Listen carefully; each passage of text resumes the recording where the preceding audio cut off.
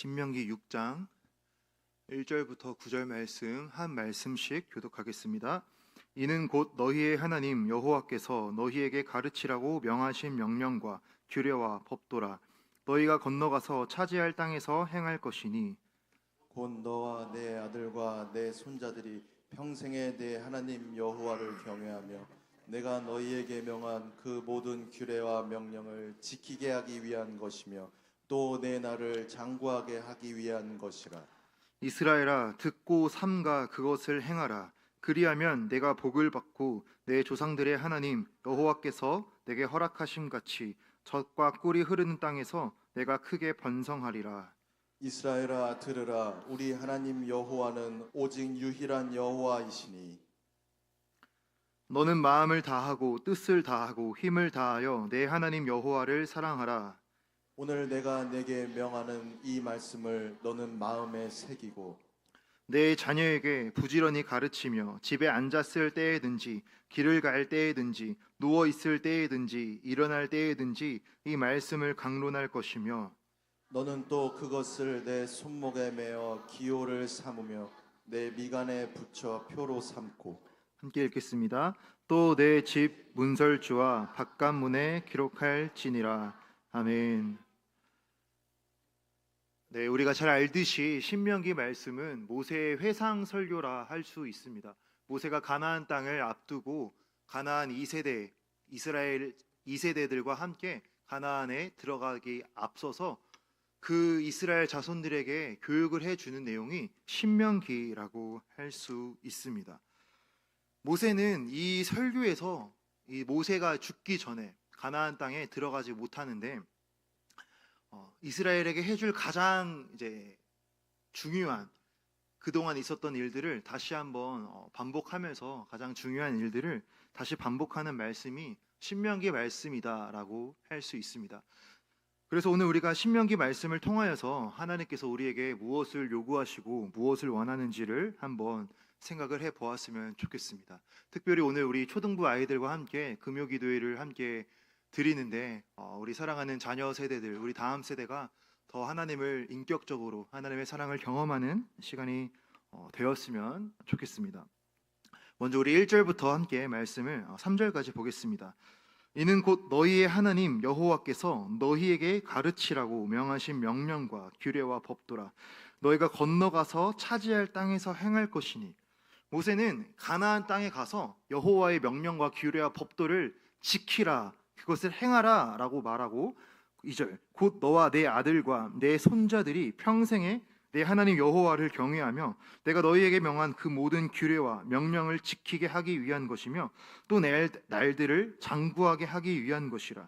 이스라엘아 듣고 삼가 그것을 행하라. 그리하면 내가 복을 받고 내 조상들의 하나님 여호와께서 내게 허락하심 같이 젖과 꿀이 흐르는 땅에서 내가 크게 번성하리라. 네, 모세는 여호와의 말씀을 지킬 것을 그 세대뿐만 아니라 그 자녀 세대, 그 자녀의 세대뿐만 아니라 손자의 세대, 손자의 세대뿐만 아니라 계속해서 자손들이 이어질 때마다 그 여호와의 말씀과 규례와 법도를 들려 지켜서 그것을 지키고 행하도록 계속해서 말씀하고 있습니다. 그렇게 할 때에 내 나를 장구하게 할 것이다. 하나님께서는 그들의 나를 평안하게 하시고 복을 주실 것이고 또 그렇게 할 때에 젖과 꿀이 흐르는 땅에서 크게 번성하리라 주님을 말씀하셨습니다. 하나님은 이스라엘에게 약속의 땅 가나안을 아브라함에게 주셨잖아요. 400년 전에 이미 주신 말씀이 400년이라는 기간을 거쳐서 애굽에서 그들이 번성하고 모세라는 인물을 통하여 출애굽을 하고 약속의 땅에 들어가는 그 시점에 와서 너희가 그 땅에 들어가서 여호와의 말씀을 계속해서 반복해서 그 자녀들이 잘 지키면 그 땅에서도 번성할 것이고 그 땅에서도 복을 받을 것이다 말씀하셨습니다. 그러니까 하나님은 약속을 주셨는데 그 약속이 유지되기 위한 조건이 무엇이냐? 이스라엘 자손들이 여호와의 말씀을 끊임없이 반복하여 교육하고 듣고 자손들에게 가르쳐서 그 자손들이 여호와를 사랑하고 말씀을 지킬 때에 그 땅에서 번성하고 하나님께서 약속하신 축복을 받을 것이다 라는 것이죠. 그러면 우리는 이 신앙이 전수되는 것을 우리 세대뿐만 아니라 우리의 다음 세대에 전수되는 것에 정말 우리는 마음을 쏟아야 될 줄로 믿습니다. 하나님께서 이미 약속하셨지만 약속하신 축복을 정말 누리면서 살아가려면 말씀에 순종하면서 하나님의 뜻대로 살아가야 한다라는 것이죠. 왜 이스라엘은 이 말씀을 지킬 때에만 축복을 받을까요? 사실 다른 나라들은 상관이 없잖아요. 다른 나라들은 어떻게 보면은 잘 살 때도 있고 망할 때도 있지만 하나님을 믿지 않는 나라들이 한때는 잘 나가기도 하고 강대국이 되기도 했습니다. 그들은 여호와의 말씀과 상관없이 그런 흥망성쇠를 겪는데 왜 이스라엘은 여호와의 말씀을 지켜야지만 잘 되는 그런 나라일까요? 바로 이스라엘은 하나님과 언약을 맺은 나라이기 때문입니다. 하나님은 시내산에서 이스라엘과 언약을 맺으시고 나는 너희의 하나님이 되고 너희 내 백성이 되리라 말씀하시고 그 이후에 십계명을 주시고 그 이후에 율법을 주십니다. 그래서 하나님께서는 너희는 언약 백성으로서 이 말씀을 잘 지킬 때에 하나님의 말씀대로 순종하며 살아갈 때에 하나님께서 주시는 그 축복과 은혜를 누리면서 살아갈 수가 있다라는 것이죠. 이스라엘은 왕이 있었지만 진정한 이스라엘의 왕은 하나님이시다라고 할 수가 있습니다. 그래서 우리가 이것을 신정국가라 하는데 왕이 다스리는 나라를 왕정국가라 한다면 이스라엘은 신정국가였어요. 눈에 보이는 인간의 왕이 있었지만 보이지 않는 그 하나님께서 이스라엘을 말씀으로 다스리시는 것이죠. 그래서 이스라엘은 그 여호와의 율법과 말씀을 잘 지켜야 하는 그런 나라였습니다. 그리고 하나님은 이 말씀대로 그들이 계속해서 잘 갈 수 있도록 선지자들을 보내시고 또 그들이 여호와의 말씀을 어기고 죄악된 길로 갔을 때 제사장들을 세우셔서 그들이 회개하고 제사를 통하여 다시 올바른 길로 돌아올 수 있도록 그러한 제도를 허락해 주셨습니다. 그래서 이스라엘은 하나님의 말씀에 순종할 때에 축복된 것을 누리면서 살아갈 수 있는 그런 특별한 관계에 놓였다라는 것이죠. 그래서 이 순종과 불순종이라고 하는 것은 이스라엘의 민족에 있어서 또 신명기에 있어서 이스라엘 전체 역사에 있어서 정말 중요한 주제라고 할 수가 있습니다. 계속해서 말씀 4절 보겠습니다. 이스라엘아 들으라 우리 하나님 여호와는 오직 유일한 여호와이시니. 이 본문은 우리가 쉐마 본문이라고 많이 들으셨을 것입니다. 들으라, 이 쉐마라는 단어인데 이스라엘아 들으라, 듣고 지키라 라는 이 단어로 시작하는 것이죠. 그러면서 가장 먼저 말하는 것은 우리 하나님 여호와는 오직 유일한 여호와시라고 말씀하고 있어요.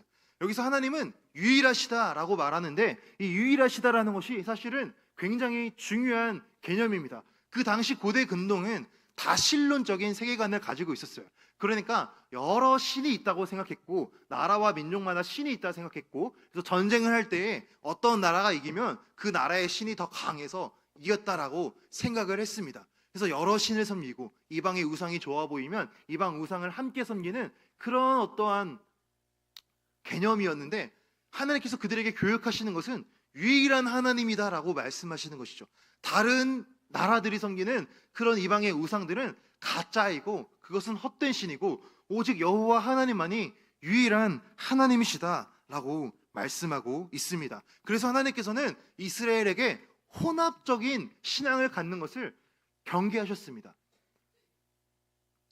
하나님도 섬기고 다른 신도 섬기는 같이 섬기는 것을 하나님께서는 가장 싫어하셨어요. 그래서 10계명 1계명과 2계명은 너는 나 외에 다른 신을 두지 말라. 그리고 어떠한 형상의 우상을 만들지 말라라는 개념이고 하나님께서 그렇게 싫어하신 것이 우상 숭배이잖아요. 그러니까 하나님은 반반 걸쳐서 하나님도 사랑하고 다른 것도 사랑하고 하나님도 믿지만 또 다른 것도 의지하고 그렇게 하는 것을 가장 싫어하셨다라는 것이죠. 고대 근동에는 그 당시는 어떠한 형상을 만들어서 섬기는 오늘날의 뭐 불상이나 그런 것과 같이 어떠한 형상을 만들어서 섬기는 그러한 문화가 있었지만 오늘날의 이 우상이라고 하는 것은 어떠한 형상은 없다 할지라도 정말 현대 시대에는 더 많은 것들이 훨씬 더 많은 것들이 우리의 우상이 될 수 있다라는 것을 생각해 보았으면 좋겠습니다. 미국의 팀 켈러 목사님이라 계시는데, 이 팀 켈러 목사님께서 이렇게 말하기를 우상은 뒤바뀐 사랑의 질서라고 표현하고 있습니다. 그러니까 하나님을 마음을 다하여 사랑하라 했는데 이 사랑의 질서가 뒤바뀌어서 하나님보다 더 사랑하는 그 무언가가 곧 우상이 될 수가 있다라는 것이죠. 그래서 우리의 마음 가운데 하나님보다 더 중요한 것, 또 우리의 마음과 생각을 하나님보다 더 많이 차지하고 있는 것, 하나님만이 우리에게 주실 수 있는 그것을 다른 것으로 얻으려고 하는 것, 하나님께서 채워져야 되는 부분을 다른 것으로 채우려고 하는 그 모든 형태가 다 우상이 될 수가 있다라는 것이죠. 특별히 그래서 오늘날 우리가 살아가는 시대는 정말 많은 것들, 돈이나 성공이나 우리 자신이나 우리 육신의 안락함이나 이 세상에서의 잘 사는 것이나 그 어떠한 것이든 하나님보다 그것들이 우리의 마음을 더 많이 차지하고 있다면 그것이 우상이 될 수가 있다라는 것이죠. 하나님을 사랑해야 되는데 그것보다 더 다른 것이 우리의 마음을 더 많이 차지하고 있다면, 우리를 더 기쁘게 하고 우리가 그것을 더 찾고 추구하고 있다면 그것이 우상이 될 수가 있다라는 것입니다. 하나님에게서 얻을 수 있는 평안과 만족을 하나님을 찾지 않고 다른 드라마나 영화나 게임이나 미디어나 유튜브나 또는 세상의 돈이나 또는 어떠한 관계나 친구들과의 노는 것이나 어떠한 것을 통하여서든 우리가 평안과 만족과 스트레스를 푸는 그 모든 것을 하나님이 아니라 다른 것으로 가져가는 그 어떠한 모양의 형태가 다 우리에게 우상이 될 수가 있다라는 것이죠. 자, 그래서 하나님께서는 이 말씀에서와 같이 오직 유일한 하나님이시다. 하나님은 우리가 다른 우상과 하나님을 함께 섞어서 섬기는 것을 원하지 않으시고 유일하신 하나님 한 분만을 가장 마음을 다해 사랑하고 그 하나님만을 섬길 것을 우리에게 요구하고 있습니다. 그래서 우리가 이 우상에 대하여서 우리가 기도를 통하여 우리의 마음 가운데, 우리 내면 가운데 우리의 마음을 더 많이 차지하고 있는 것이 무엇인지 다시 한번 돌아보는 시간이 되었으면 좋겠습니다. 계속해서 5절 6절 말씀, 너는 마음을 다하고 뜻을 다하고 힘을 다하여 내 하나님 여호와를 사랑하라. 오늘 내가 내게 명하는 이 말씀을 너는 마음에 새기고. 이 말씀에서는 마음을 다하고 뜻을 다하고 힘을 다하여 하나님을 사랑하라 라고 말하고 있어요. 이것은 우리의 모든 감정과 우리의 모든 인격과 우리의 모든 힘과 우리의 모든 에너지를 다 동반해서 하나님을 사랑해라 라고 요구하고 있는 것입니다. 특별히 이것은 감정적인 차원만을 말하고 있는 것이 아니라 감정을 넘어서서 행동에까지 수반된 행동으로 나타나는 사랑을 의미하고 있어요. 우리가 사랑이라고 하는 것은 눈에 보이진 않지만 우리의 행동을 통하여 나타나는 것이잖아요. 그러니까 하나님은 이 사랑이라고 하는 것을 단순히 우리의 마음의 차원, 감정의 차원에 머무르는 것보다 우리의 삶으로, 우리의 순종으로, 우리의 행동으로 나타나는 것을 우리에게 요구하고 계시다라는 것이죠. 그래서 예수님께서도 우리에게 말씀하셨을 때 너희가 내 계명을 지키는 것이 나를 사랑하는 것이다 라고 말씀을 하셨잖아요. 그러니까 하나님은 우리가 행동으로 나타나기를 원하시는데 하나님의 말씀을 순종함으로써 지킴으로써 그 행동이 하나님을 향한 사랑의 효과로 표시로 드러나는 것을 원하신다라는 것입니다. 또 6절 말씀 보면 오늘 내가 내게 명하는 이 말씀을 너는 마음에 새기고 마음에 두라라고 말하고 있어요. 하나님께서는 그들에게 율법을 주실 때 돌판에 새겨 주셨어요. 십계명을 주실 때 하나님이 나타나셔서 돌판에 직접 십계명을 새겨서 주셨습니다. 그리고 그것을 이제 외워서 들리게 하고 그들이 계속 이 말씀을 들어서 그 말씀대로 살아갈 수 있게 하셨는데, 하나님께서 우리에게 요구하시는 것은 그 말씀을 마음에 새기다, 마음에 새기라라는 것이죠. 곧 우리의 모든 생각과 마음을 정말 하나님의 말씀이 다 지배할 수 있도록 여기까지 하나님이 원하신다라는 것입니다. 그래서 하나님은 먼저 그 부모 세대부터가 정말 하나님을 사랑할 것을 요구하셨습니다. 이 말을 듣는 그 이스라엘의 2세대, 광야에서 태어난 그 자들부터가 정말 마음을 다하여 하나님을 사랑하고 그 말씀을 마음에 새길 것을 요구하셨습니다. 그 다음부터 7절에서 이어집니다. 내 자녀에게 부지런히 가르치며 집에 앉았을 때에든지 길을 갈 때에든지 누워 있을 때에든지 일어날 때에든지 이 말씀을 강론할 것이며 너는 또 그것을 내 손목에 베어 기호를 삼으며 내 미간에 붙여 표로 삼고 또 내 집 문설주와 바깥문에 기록할지니라. 하나님은 부모에게 먼저 하나님을 사랑하고 그 말씀을 마음에 새길 것을 말씀하신 다음에 그것을 이제는 자녀에게 가르치라라고 말씀하고 있어요. 가르칠 때에 부지런히 가르치래요. 집에 앉았을 때에든지 길을 갈 때에든지 누워 있을 때에든지 일어날 때에든지 그 말씀을 강론하라라는 것입니다.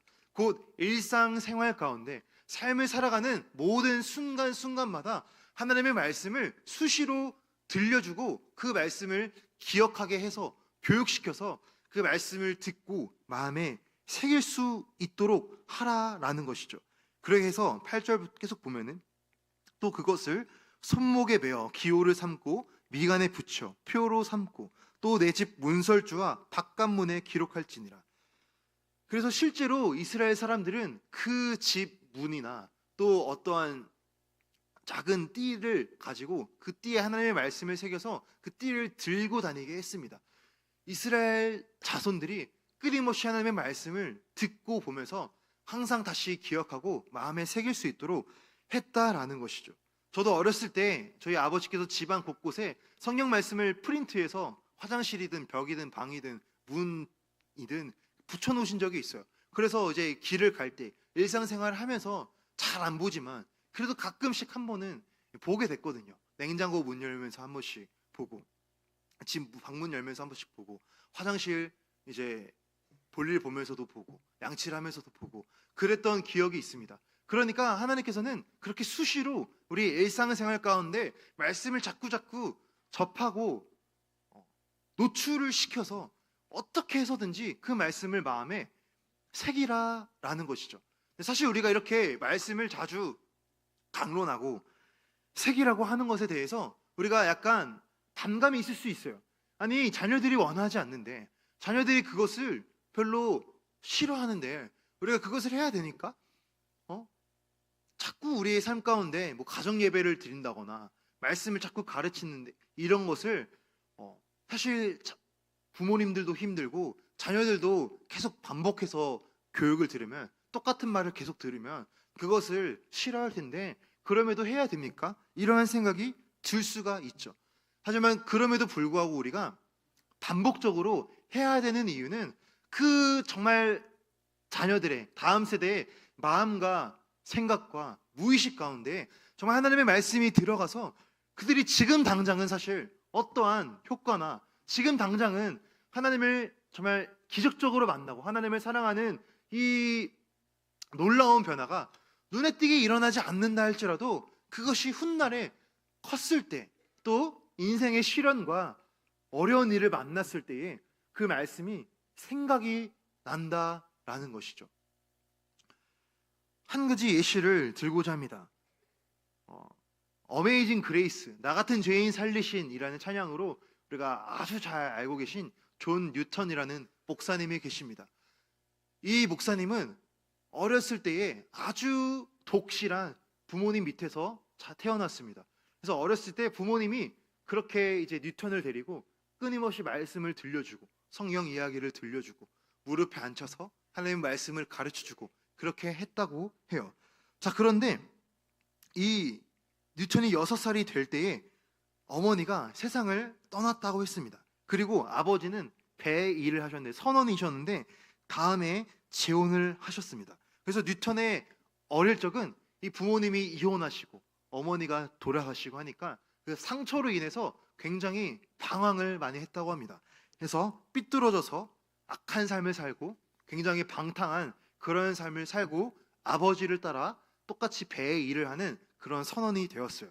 자, 그래서 뉴턴은 그 일을 하면서 결국 노예선에 노예를 싣고 나르는 노예 무역을 하는 그 노예선 선장이 되게 됩니다. 어느 날 뉴턴은 그 아프리카에서 노예 무역을 한 다음에 이제 배를 타고 고향으로 돌아가는 도중에 큰 폭풍우를 만나게 됩니다. 그 폭풍 때문에 배가 난파되고 배가 깨지고 완전히 물에 잠겨서 정말 이 죽을 수밖에 없는 그러한 아주 극심한 위기와 그런 상황 가운데 겨우겨우 이 배의 난간을 붙들고 있는 뉴턴의 마음 가운데 갑자기 하나님의 말씀이 떠올랐어요. 그가 떠올랐던 말씀은 잠언 1장 24절 이하의 말씀이었다고 합니다. 제가 짧게 읽겠습니다. 내가 불렀으나 너희가 듣기 싫어하였고 내가 손을 폈으나 돌아보는 자가 없었고 도리어 나의 모든 교훈을 멸시하며 나의 책망을 받지 아니하였은즉 너희가 재앙을 만날 때에 내가 웃을 것이며 너희에게 두려움이 임할 때에 내가 비웃으리라. 너희의 두려움이 광풍같이 임하겠고 너희의 재앙이 폭풍같이 이르겠고 너희에게 근심과 슬픔이 임하리니 그때에 너희가 나를 부르리라. 그래도 내가 대답하지 아니하겠고 부지런히 나를 찾으리라. 그래도 나를 만나지 못하리니. 이 말씀을 보면은 이제 악인에 대해서 하나님께서 심판하신다 이런 내용이잖아요. 그래서 뉴턴은 이 말씀이 생각나서 아주 두려웠다 해요. 아, 내가 지금까지 하나님을 떠나서 악한 일을 하니까 노예 무역을 하고 하나님을 떠나 방탕한 삶을 사니까 내가 이런 심판을 받는가 보다. 그래서 아주 힘들고 나는 이제 망했다. 나는 죽을 수밖에 없다. 그런 상황 가운데 아주 큰 절망감이 찾아왔는데 또다시 하나님의 말씀이 생각이 났다고 합니다. 곧이어 생각난 말씀은 누가복음 11장 13절 말씀이었습니다. 너희가 악할지라도 좋은 것을 자식에게 줄 알거든 하물며 하늘 아버지께서 구하는 자에게 성령을 주시지 않겠느냐 하시니라. 저는 이 말씀이 다시 떠오르면서 아, 맞아. 우리가 악할지라도 하나님께서는 악할지라도 그 부모가 자식에게 좋은 것을 주듯이 하나님은 그 자녀들에게 좋은 것을 주시는 분이시다. 이 말씀을 기억하고 하나님께 회개했다고 해요. 하나님, 내가 지금까지 하나님을 떠나 죄악된 방탕한 삶을 살고 하나님께서 싫어하시는, 하나님께서 기뻐하시지 않는 삶을 살았지만 하나님, 내가 그러나 지금 와서 회개합니다. 악할지라도 좋은 것을 주시는 부모와 같이 하나님께서는 악할지라도 우리에게 좋은 것을 주시는 분이시니까 하나님, 나를 구원해 주세요. 나를 용서해 주세요. 회개합니다. 나를 살려주세요. 구원해 주세요. 그렇게 기도하자 하나님께서 정말 그 뉴턴의 기도를 들으시고 폭풍우가 멈추게 하시고 배가 난파되지 않게 하시고 겨우겨우 목숨을 건지는 그러한 상황이 일어나게 되었어요. 자, 그래서 뉴턴은 그것을 정말 강력하게 경험하고 아, 내가 이제는 진짜 하나님을 만났으니 내가 하나님의 말씀대로 살아야겠다. 내가 이 하나님을 위하여 살아야겠다. 하나님을 기쁘시게 하는 삶을 살아야겠다라는 마음을 가지고 이제 복음에 대한 마음이 뜨거워지게 됩니다. 자, 그래서 뉴턴은 그 늦은 나이에 신학을 공부해서 39세의 나이에 목사가 되었고 그 이후에 43년 동안 복음을 전하면서 남은 인생을 살아가게 되었습니다. 그리고 뉴턴은 수많은 찬송과 수많은 이런 찬양들을 지었는데 그 중에 하나가 우리가 잘 알고 있는 Amazing Grace, 나 같은 죄인 살리신이라는 찬양인 거죠. 그래서 오늘 이 짧은 사례를 살펴보았지만 우리가 우리의 자녀 세대, 우리의 어린 아이들에게 하나님의 말씀을 가르치고 반복하여 교육하고 그들이 지금은 듣지 않는 것 같아 보이지만 끊임없이 말씀을 들려주고 교육하는 이것은 너무나 중요한 일이고 우리가 반드시 해야 될 일이다라는 것이죠. 지금 당장 하나님께서 어떠한 눈에 띌 만한 열매나 눈에 띌 만한 기도의 응답을 보여주지 않는다 할지라도 우리가 자녀를 위하여 심은 기도와 우리가 자녀 다음 세대를 위하여 눈물로 기도한 모든 기도를 하나님께서는 반드시 응답하시고 하나님의 때에 하나님을 역사하실 것입니다. 그러므로 우리는 이 신앙 전수의 사명을 절대로 포기하지 말고 절대로 게을리하지 말고 이미 자녀들이 마음이 컸다 할지라도 계속해서 말씀을 들려주고 그들이 하나님의 뜻에 합당한 삶을 살아갈 수 있도록 이러한 삶을 살아가야 될 줄로 믿습니다. 이것을 위하여 우리는 여러 가지를 할 수가 있겠죠. 먼저는 하나님께서 이 자녀에게 가르치라고 하시기 전에 그 부모 세대에게 하셨던 말씀과 같이 먼저 우리부터가 마음을 다하고 힘을 다하고 뜻을 다하여 하나님을 사랑하라라고 요구하고 계세요. 그래서 우리 먼저가 하나님에 대한 사랑을 다시 바로 세우는 것이 중요하고, 그렇게 되었을 때에 자녀에 대한 신앙 교육으로 이어진다라는 것이죠. 그래서 우리는 가정에서 가정의 예배를 드리는 것을 통하여, 또는 대화 가운데 식사의 자리, 식탁 교제를 하면서 끊임없이 말씀을 들려주고, 또는 가족 카톡방에서 말씀을 공유한다거나 함께 성경 하루에 한 장씩 읽는 것을 미션으로 정해서 같이 말씀을 읽는다거나, 또는 유튜브로 좋은 말씀, 설교 말씀을 공유를 한다던가, 그렇게 하는 것을 통하여 우리는 말씀을 자녀들에게 끊임없이 가르치고 전파할 수 있을 것입니다. 그리고 우리 초등부가 1년 동안 어린이 매일 성경을 큐티 운동을 했습니다. 사실 그렇게 엄청 기대한 것만큼 많은 참여율과 정말 기대한 것만큼 많은 효과가 있지는 못했던 것 같은데, 그래도 정말 우리 아이들이, 전체는 아니지만 절반 가까운 아이들이 지금까지 1년 내내 많이 큐티에 따라하고 있고, 어린이 매일 성경을 동참하고 있고, 같이 어떤 반은 이것을 이제 카톡방을 만들어서 선생님과 아이들이 같이 큐티 인증을 하기도 합니다. 그래서 오늘 큐티한 건 사진 찍어서 올리고, 서로 큐티하는 걸 독려해주고, 또 일주일에 2번 이상 큐티를 해오면 그 주에 공과 공부 시간을 마치고 간식을 사준다거나 젤리를 준다거나 편의점을 가서 음료수 하나씩 사준다거나, 그러한 방식으로 1년 동안 큐티를 이어왔습니다. 이것이 정말 쉽지 않은 과정이었지만, 그래도 이러한 운동을 통하여서 우리 아이들이 자이든 타이든 억지로라든 끊임없이 하나님의 말씀을 듣고 보고 읽고 묵상하는, 이러한 것을 통하여서 반드시 하나님은 역사하실 것이라 생각을 합니다. 그래서 우리는 이 다음 세대, 우리 자녀 세대, 그리고 특별히 우리 늘센교회 교육부서를 섬기시는 교사분들이 많이 계시는데, 우리 아이들을 위하여 섬기는 이 모든 것들이 결코 헛된 일이 아니다라는 것을 마음에 새기고 2025년도 교사를 많이 지원해 주시기를 부탁을 드리고, 또 함께 이런 격려를 우리 목장과 우리 친하게 지내시는 우리 성도님들에게 같이 독려해 주셔서 우리 교사가 부족하지 않도록, 우리 교사 선생님들이 여러 가지 많은 것들을 겸직하여서 정말 과부하 걸리지 않도록, 번아웃이 걸리지 않도록 함께 이 사명을 감당했으면 좋겠습니다. 마지막입니다. 하나님은 이렇게 신앙교육의 사명을 말씀하시고 이것을 마음에 새기라 말씀하셨지만, 그러나 우리가 잘 알듯이 이스라엘의 역사는 그 신앙교육이 사실 실패로 끝나게 되었습니다. 그 이스라엘의 1000년 역사, 사사시대부터 시작해서 왕정시대가 마무리될 때까지 약 1000년에 가까운 그 역사 동안 사실 이 하나님의 말씀이 잘 이어졌으면 좋았겠지만 그렇게 되지 못했고, 결국에 이스라엘은 여호와를 떠난 우상 숭배를 한 죄로 말미암아 심판을 받아 바벨론과 아수르라고 하는 강대국에 나라가 완전히 빼앗기고 무너지는 그러한 심판을 경험하게 되었습니다. 자, 그런데 그 남유다에서 회개를 외치고 심판을 외치던 예레미야 선지자에게 하나님께서 주신 하나의 소망이 있습니다.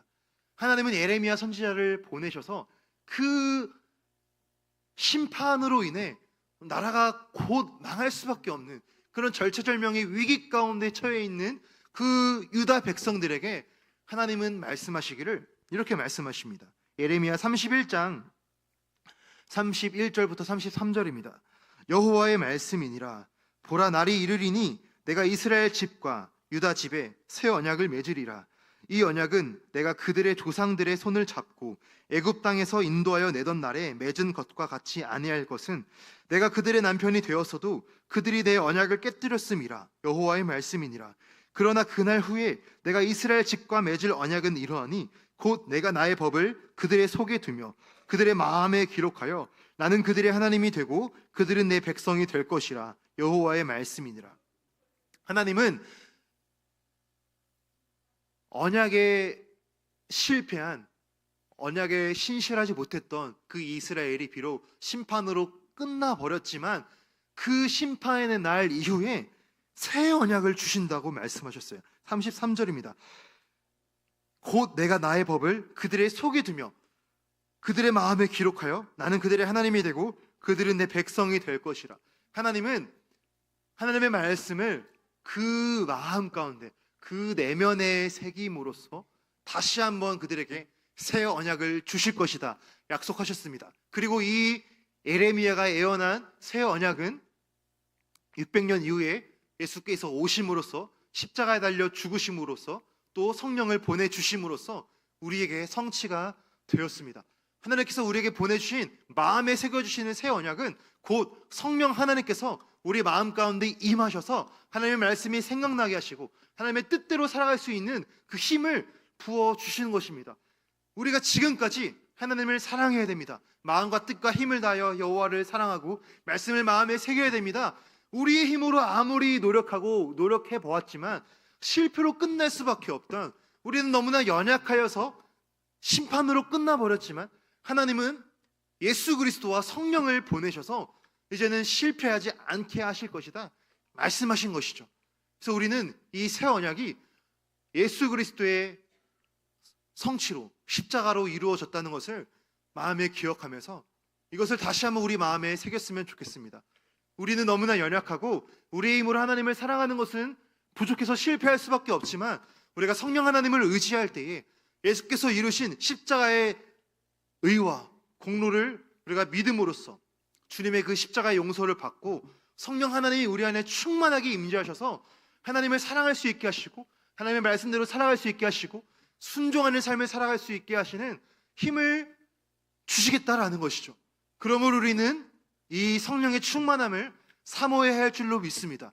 금요 기도회를 통하여 통성 기도의 시간을 통하여 우리가 성령의 충만함을 구했으면 좋겠습니다.